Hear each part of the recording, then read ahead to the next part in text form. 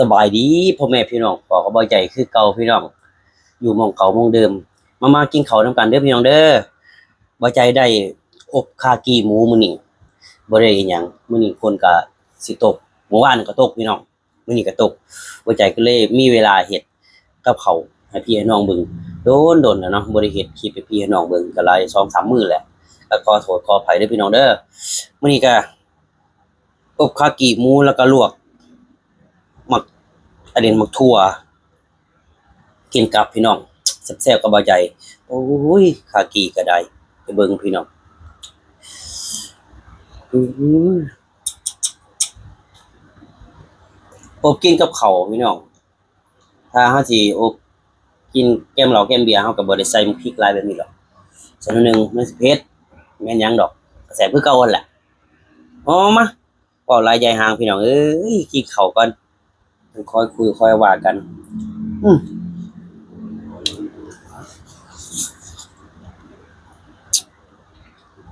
อืมต้มเปื่อยๆพี่น้องอืม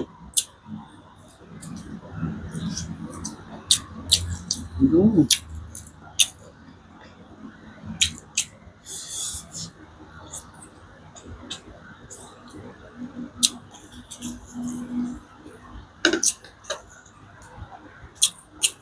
เอามือหยิบดีกว่าอืม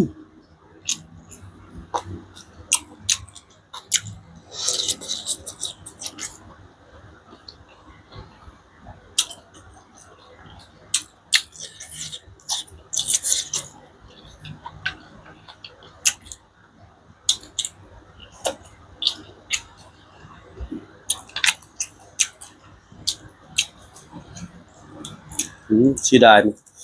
โดนบ่ได้อืม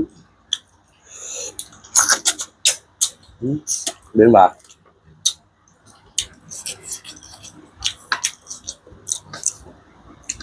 แซ่บคักพี่น้อง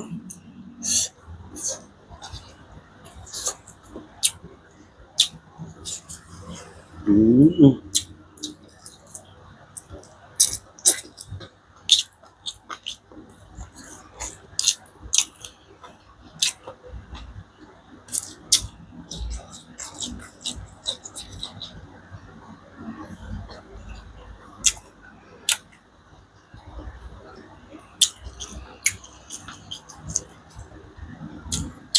ก็สิใส่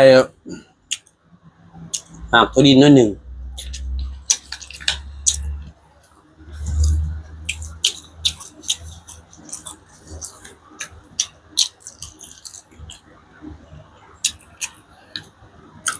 แต่ว่ามันก็บ่แม่นว่าใส่เพื่อมันหอมดอกน้ำตัวดินใส่เพื่อมันเหนียว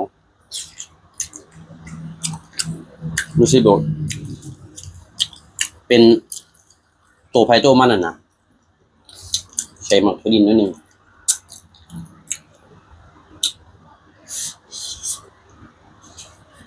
อืมเข้ากันดีโอ้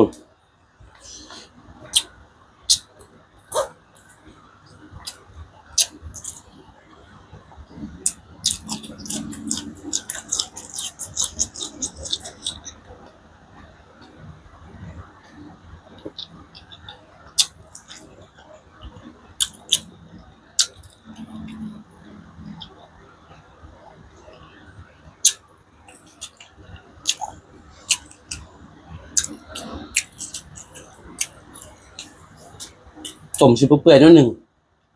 มันจึงบ่ติดแขวบอกก็ติดฟันเด้อ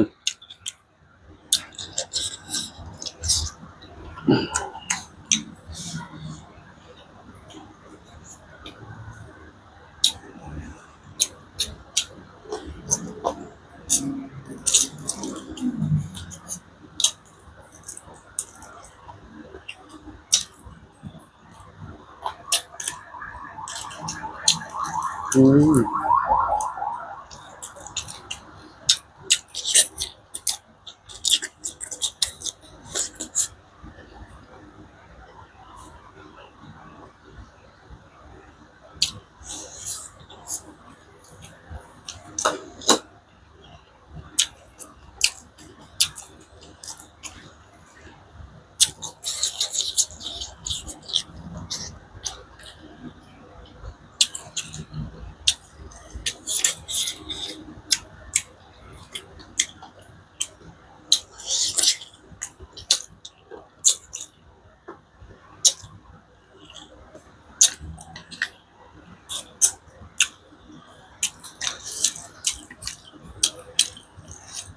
มากินกระดูก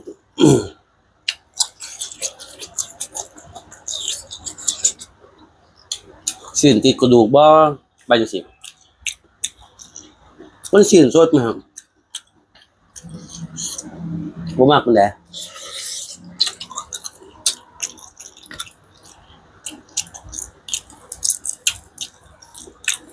ง่ายได้เลยต้มเปื่อย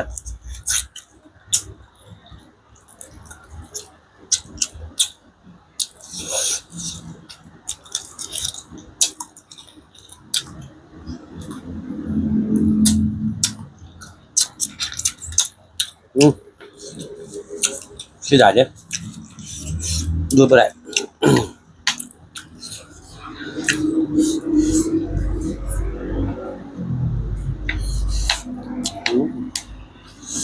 ขอบคุณเบิ่ง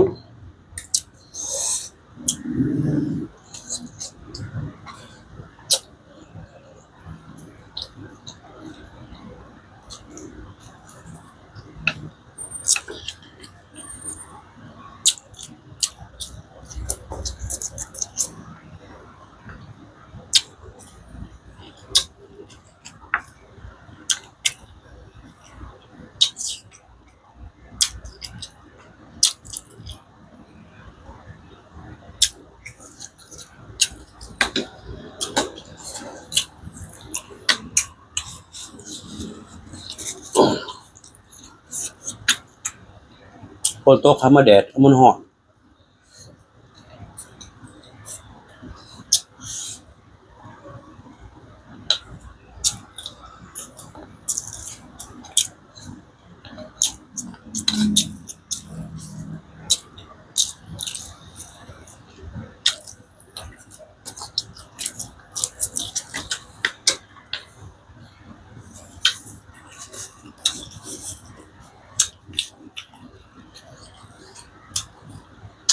นครับ